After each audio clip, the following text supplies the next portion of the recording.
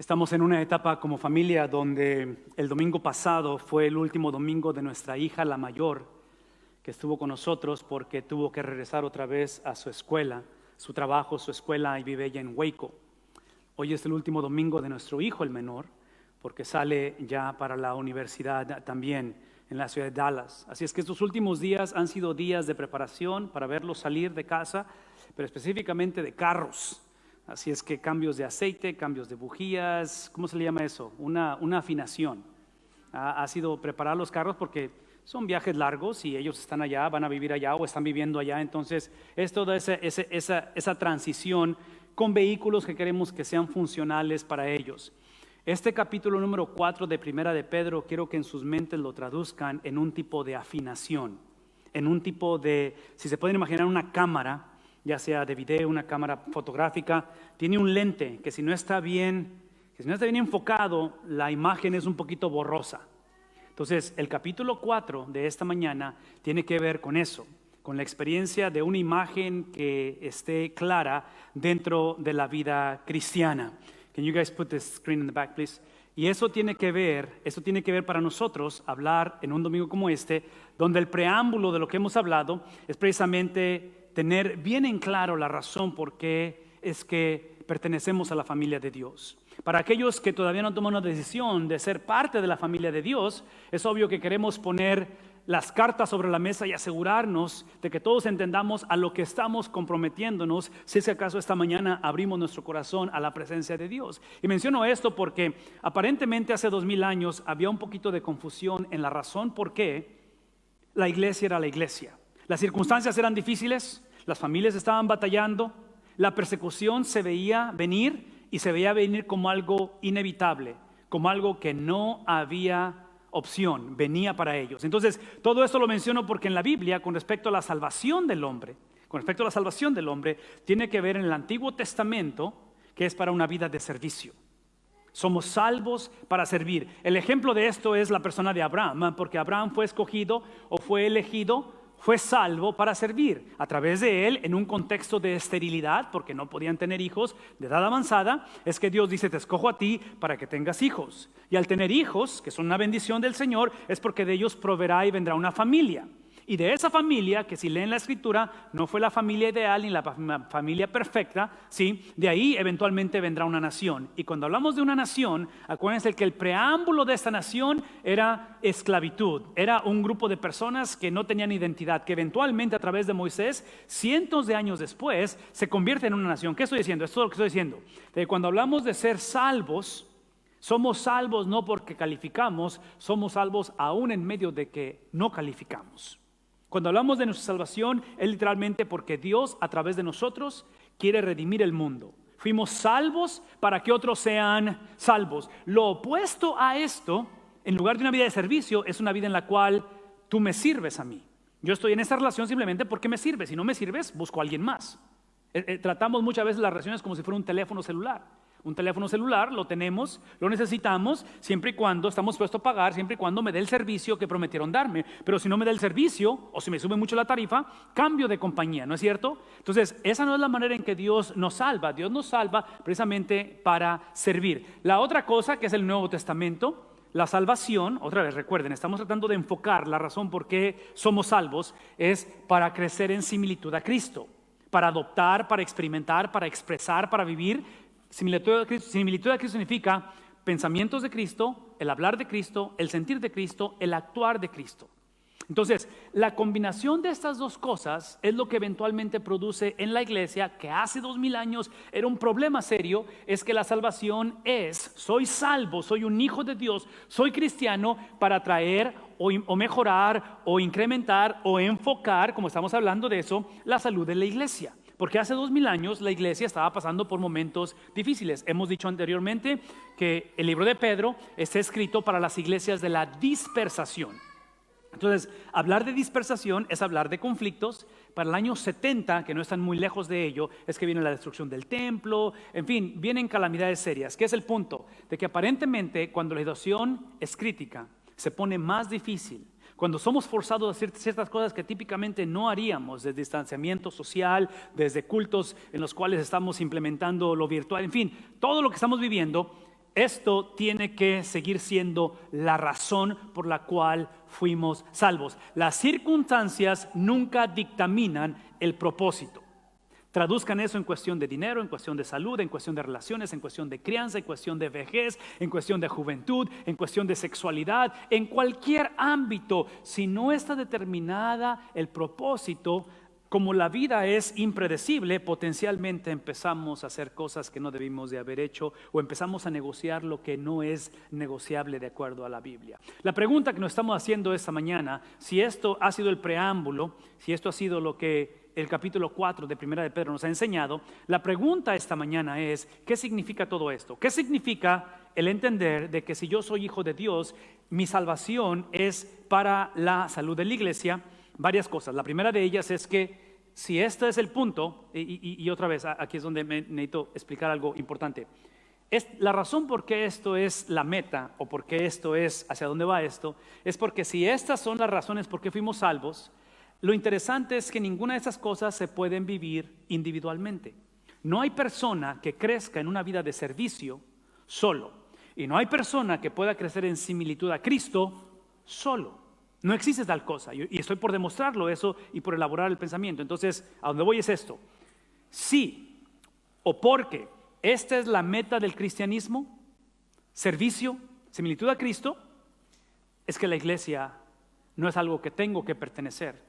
Es algo que puedo pertenecer.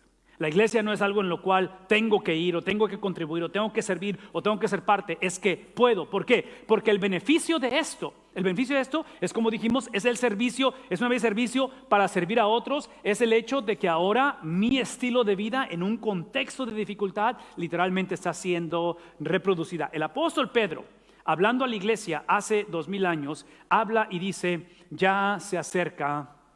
En otras palabras, a mí me encantaría predicar esta mañana que si hacemos esto, que si hacemos y tomamos esto con seriedad, a mí me encantaría decir eso, pero no lo puedo decir porque no lo está diciendo Pedro. Me encantaría decir que entonces la cosa va a mejorar. Si venimos a Cristo y tenemos una vida de servicio y caminamos en similitud a Él, la cosa, la situación en el hogar, la situación financiera, la pandemia se va a disipar. Eso no es lo que está diciendo el apóstol Pedro. Él está diciendo, hey, en medio de todo esto y con un enfoque bien claro, lo que está diciendo es que ya se acerca el fin. Ahora, lo interesante de esta cuestión del fin o de que se acerca el fin es de que por 2000 años se ha predicado este mensaje, ¿no es cierto? Por 2000 años hemos dicho que el fin ya está cerca. Inclusive, este es Pedro, que es uno de los testigos oculares de Cristo. Él vivió con Cristo, caminó con Cristo. En el Nuevo Testamento, cuando ustedes lo abren, hay 4 evangelios: Mateo, Marcos, Lucas y Juan, los cuales se les caracteriza de que narran, no es la historia de Jesús, son las historias de Jesús. ¿Y a dónde voy es esto? Es que estos evangelios se cree históricamente que fueron escritos porque la primera generación, la generación ocular, los que caminaron con Cristo, los que lo vieron crucificado y los que lo vieron resucitar, literalmente ellos creían que Cristo regresaba en su generación.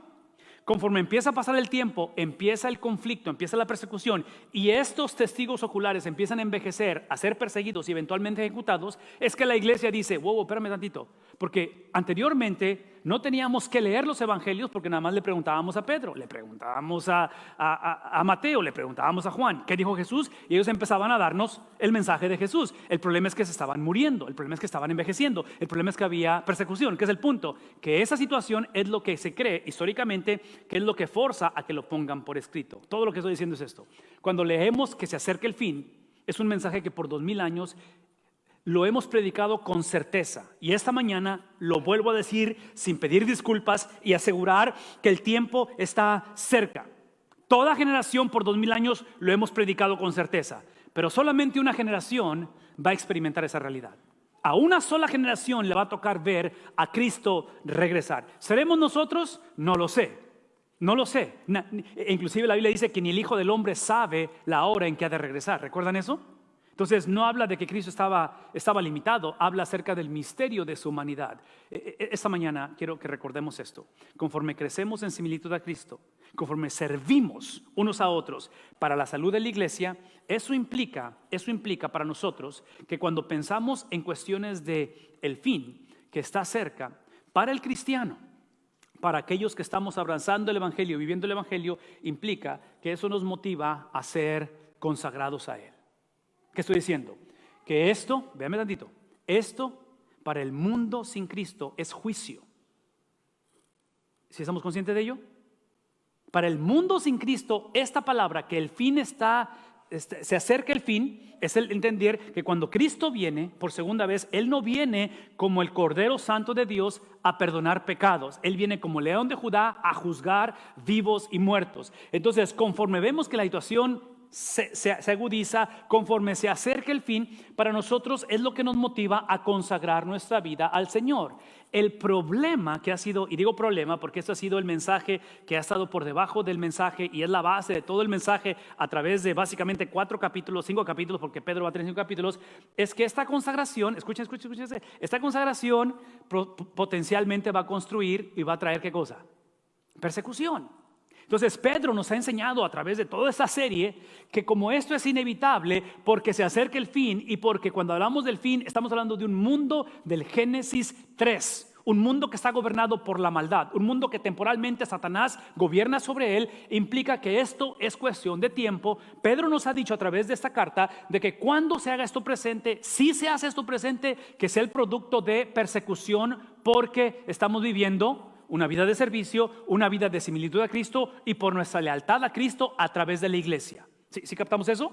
Una vez más. Entonces, aparentemente el cristiano, el cual no predicamos, escuchen lo que estoy diciendo, no predicamos una vida de sufrimiento. No estamos diciendo que entre más sufrimos, más estamos cerca de Cristo. Todo lo que estamos diciendo, o lo que ha dicho Pedro es esto: no todos van a sufrir, no todos vamos a sufrir, pero todos tenemos que estar listos si acaso sufrimos.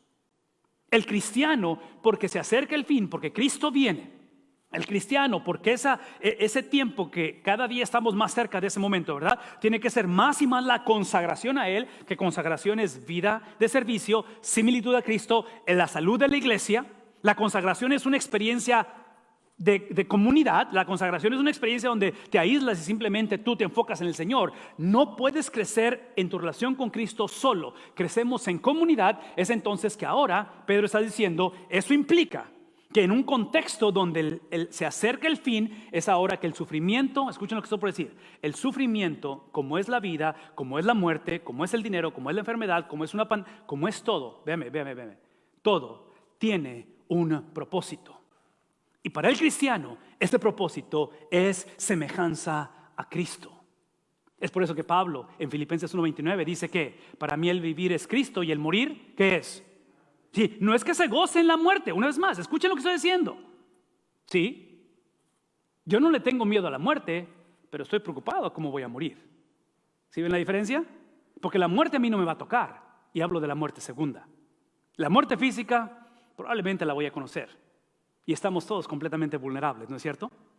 Pero en medio de esa vulnerabilidad, Pablo dice, basado en lo que estamos diciendo, el sufrimiento basado en una vida consagrada, lo que significa es acceso al siervo sufriente.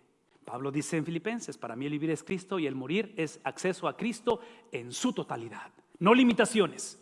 Entonces es ahí donde entramos a esta conversación y decimos, o en este caso nos dice, hey, se acerca el fin de todas las cosas, así que para orar bien, porque aquí el punto es la oración, como dijimos anteriormente, Pedro en la misma carta, hablando a las esposas con esposos inconversos, que en lugar de su palabrería les especifiquen con su vida, con una vida consagrada al Señor. No sé si recuerdan eso, pero eso nos habló Pedro. Y ese mismo principio se aplica a un trabajador con un patrón no cristiano, en un contexto de trabajo que no es saludable. Dice el apóstol Pedro, es con una vida de oración que lo ganas. Pedro también habla acerca de un cristiano como ciudadano en un gobierno no cristiano. ¿Cómo navegas esto? Lo navegas con oración. Pedro dice, así es que para orar bien, manténganse, otra vez, no dejen de desenfocarse, no permitan que pierdan el enfoque en ser sobrios y con una mente despejada. Y otra vez, esta es una parte de la palabra de Dios para mí que es difícil de predicar porque si tú eres como yo y si tienes las situaciones como yo, esta cuestión de la mente es una de las más difíciles de poder controlar. En otras palabras, legalmente soy salvo, pero el reto es pensar como salvo. El reto es cuando yo veo que se acerca el fin. Y hoy en día tenemos una generación de jóvenes que trágicamente se tardan en casarse y cuando se casan no quieren tener hijos porque como están viendo cosas medias difíciles, de no, para poner a los niños en sufrimiento. ¿Sí me explico? O sea, hay esa mentalidad de que no queremos tener hijos. En fin, es otra conversación para otro día. Todo lo que estoy diciendo es esto, es de que esto que está hablando aquí es lo que llamamos santificación. Es el crecimiento en similitud a Cristo. Es el entender esta mañana que parte de esta experiencia es literalmente el dominio propio. Otra vez, imagínense, traten de imaginarse estas iglesias, estos cristianos, estas familias navegando, son las iglesias de la dispersación. Hay conflicto, hay tribulación, hay necesidad, hay bullying, hay tráfico humano, hay abuso. En fin, la cosa está difícil para esas iglesias y aparentemente lo que perdían ellos era el control de sus propias vidas. Se enfocaban tanto y sufrían tanto y estaban atemorizados o reaccionaban tanto a las injusticias que potencialmente desenfocaban su atención a ello. Y cuando Pedro está diciendo que tenemos que ser de una mente sobria, de una mente que aprenda a estar bajo la mente de Cristo, estamos hablando de un dominio propio. Así es que una vez más, sueñen conmigo con una generación de hombres y mujeres que entre más potencialmente agudiza la situación, que se nos conozca por hombres y mujeres que fuimos controlados, que fuimos guiados, que fuimos en un momento dado poseídos por el Espíritu de Dios. Que es la mente de Cristo, el sentir de Cristo, el hablar de Cristo, el pensar de Cristo, el actuar de Cristo, lo que potencialmente o lo que eventualmente saca eso en medio de la necesidad. Sobre todo, dice él, sobre todo. Esta palabra todo, y hace algunos años, y digo años, pero ha de verse el año pasado, antepasado, estuvo con nosotros aquí y yo la entrevisté a mi hermana Isaguirre, a Rosa María, que es consejera profesional. Ella nos enseñó, y nunca se me va a olvidar este principio, que en cuestión del todo, ¿sí? Hablamos típicamente de lo que es el balancear la vida. Y ella nos decía que en esta vida nunca vamos a poder balancear, sobre todo para los que, bueno, no nada más los que tenemos hijos, pero para todos. O sea, vivimos en un mundo en el cual múltiples ocupaciones, tantas cosas que hacer. Y decía ella, realmente balancear la vida es imposible. Hay que ponerla en orden de prioridad. Y cuando ella dijo eso, en esa ocasión, y están las grabaciones si las quieren llegar a volver a ver, yo le hice referencia a ella que en mi mente yo regresé al libro de Daniel. Porque en el Antiguo Testamento hay un joven llamado Daniel, el cual es llevado prisionero en calamidad, tráfico humano, abuso, bullying, en fin, exilio, todo eso es llevado. Y cuando él es puesto en Babilonia, como a la edad de 15, 17 años, él es puesto donde este imperio le va a imponer a él un nuevo estilo de vida en su totalidad. Nueva comida, nuevas disciplinas, nueva religión, nuevo sistema de gobierno, en fin, todo. Y Daniel lo que no hace es tratar de balancear entre la cultura babilonia y su judaísmo.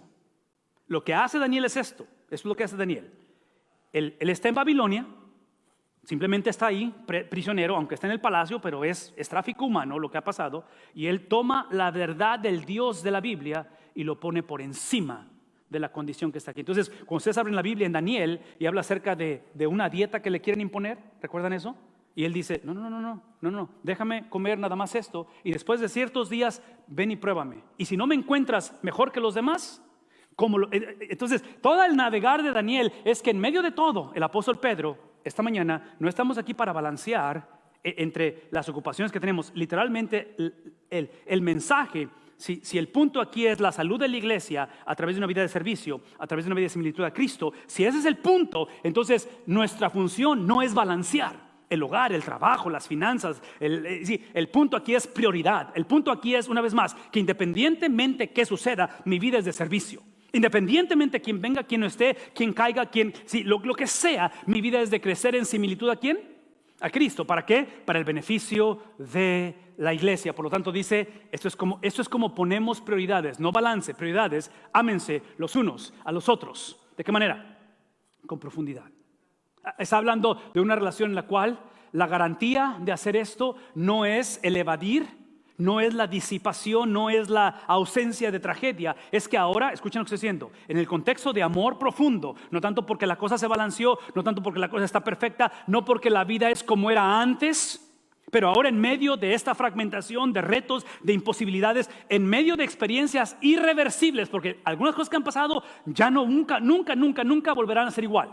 ¿Sí? En medio de todo esto, sí, el problema muchas de las veces no es lo que sucede, lo que sucedió o lo que potencialmente va a suceder. El problema muchas de las veces es con quién estamos experimentando esto. Y Pedro está diciendo, no cometamos el error de continuar este divorcio entre esto es lo que creo, pero esto es como vivo. Esta es mi doctrina o lo que la Biblia dice y lo entiendo, pero al momento de la tragedia, esto es lo que hago. ¿Sí? O sea, Pedro está diciendo, tiene que estar casado, y parte de ese casamiento que ha sido divorciado es que el cristiano, que una vez más, no está exento de tragedia. El cristiano, la manera en la cual se prepara para cuando se hace presente es en un contexto en el cual caminamos una vida de servicio juntos, por otros, caminamos en similitud a Cristo juntos en el contexto de la iglesia del Señor. Por eso es que Él dice, practiquen. Eso es lo que significa esta cuestión de comunidad. Practiquen en medio de necesidad, en medio de un mundo tercermundista, en medio de carencia, en medio de dificultad. ¿Practiquen qué cosa? La hospitalidad. Practiquen la hospitalidad entre ustedes sin... Y otra vez, en mi mente, y yo sé que son culturas diferentes, pero en mi mente, especialmente ahorita, tenemos que tener cuidado quién viene a casa, ¿no es cierto?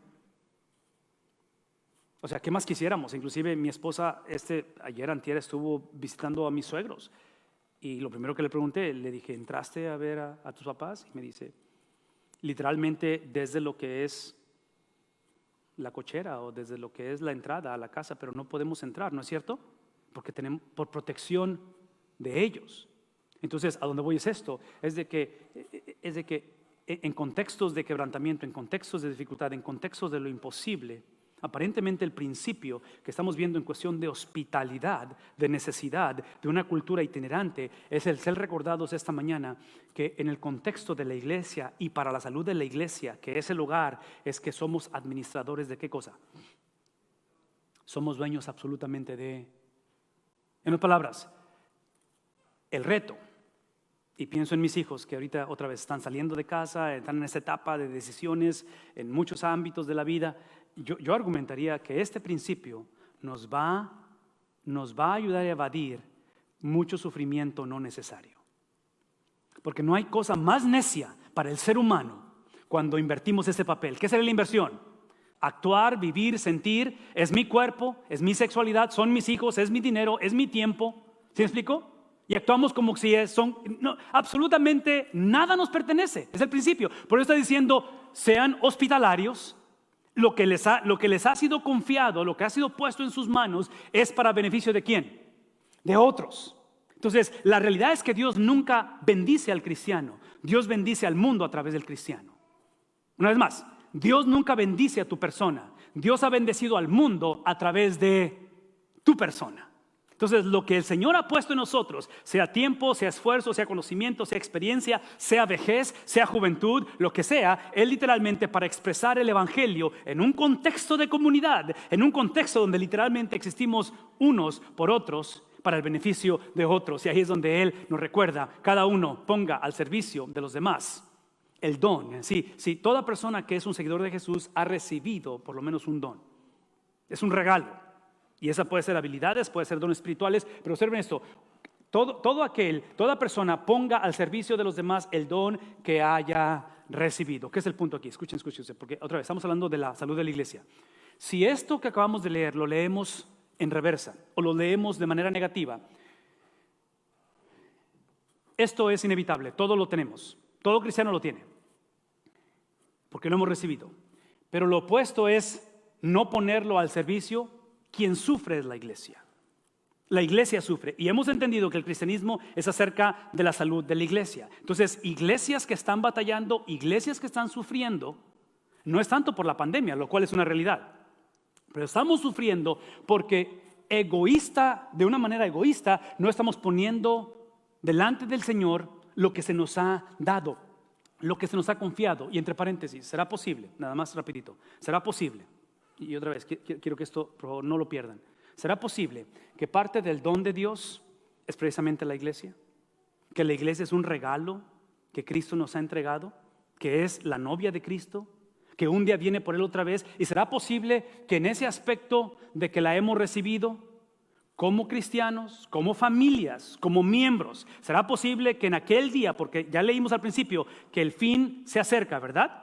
En ese día, cuando Cristo venga por segunda vez, nos va a pedir cuentas de qué hicimos con lo que se nos dio.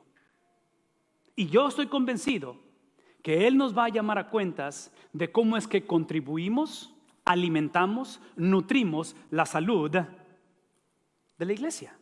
Especialmente en momentos cuando la iglesia, como el resto de la humanidad, estamos batallando, ¿no es cierto? Entonces es en este momento en el cual la iglesia tiene que entender que Pedro está diciendo: lo que ha recibido, simplemente ponlo ¿dónde? Observe lo que está diciendo: ponlo al servicio de los demás. Esta palabra servicio es la palabra que eventualmente se usa con esa terminología de diáconos, que es la palabra diácono. Y menciono todo esto porque aparentemente, escuchen lo que se dice, la palabra diácono o un diácono de una iglesia es literalmente un siervo. Eso es lo que es ser diácono. Y nada más para hacer la conversación justa, ¿ok? Porque en la Biblia, en las cualidades entre diáconos y pastores, la única diferencia entre un diácono y un pastor es la cuestión de la exposición de la palabra de Dios. Los diáconos no tienen que predicar o enseñar la Biblia. Pueden hacerlo, pero no tienen que. Pero de ahí en fuera, entonces es obvio que estamos hablando del liderazgo de la iglesia. Las personas que calificamos, aparentemente a la luz de la Biblia, para liderar la iglesia, no es tanto la teología que tenemos, el conocimiento, la experiencia, los títulos o de quién somos hijos. Es una vida de... Entonces sueñen conmigo con una generación que en lugar de, hace 2000 años, sin es presente, en lugar de, porque la implicación es esta es la implicación. Aparentemente, y ustedes imaginan, si pueden imaginar una escena de un crimen, y llega la policía, está el cuerpo tendido, y ponen ese cordón donde dice que la policía solamente puede entrar, y se aparece el investigador del homicidio, y típicamente entra y saca su charola, saca sus credenciales y dice: yo califico para entrar aquí. Y saca su credencial y dice: yo califico. Saca su charola, sus credenciales. Hace 2000 años es lo que estaban haciendo. La iglesia estaba siendo movida, guiada, dirigida por gente que decía: esos son mis derechos. Yo soy judío, tú eres gentil. En otras palabras, lo que Pedro está invitándonos es que en lugar de charolas o credenciales, que se nos caracterice, ¿qué cosa? Hace 2000 años hubo un carpintero que alrededor de una mesa, en un contexto de intimidad, de comunidad, que Cristo lo va a modelar, ¿qué es lo que hace? Lava los pies de sus discípulos. Entonces, como padres, como jóvenes, como solteros otra vez, imagínense en su decisión de noviazgo, que en lugar de yo buscar una novia o un novio que se le caracterice, porque sí, escuchen eso. En esta vida no hay término medio. O tu vida va a ser guiada por lo que tú piensas, lo que tú sientes, lo que tú quieres, lo que te debe la gente, lo que te debe tu esposo, o tu ex, o tus hijos, o tus nietos. Alguien te debe, inclusive Dios, porque le recuerdas a Dios: hey, yo siempre he diezmado, yo siempre... el antídoto a esto, porque todos lo tenemos, es esto. No hay vuelta de hoja en esto. Y hace 2000 años estaban batallando en medio de necesidad, donde la gente empezaba a reclamar sus derechos, donde empezaban a pensar o a sentir que en cuestión de una membresía, que es un término nuevo realmente, es derechos que yo tengo. Una vez más, como miembros de esta iglesia, de la iglesia de Cristo, solamente tienes 2 derechos. Y ahorita se los pongo en claro, si es que no se los he dicho o no se los he recordado anteriormente. El primer derecho por ser miembro de una iglesia o de su iglesia es de servir. Y el segundo es de caminar en similitud a Cristo.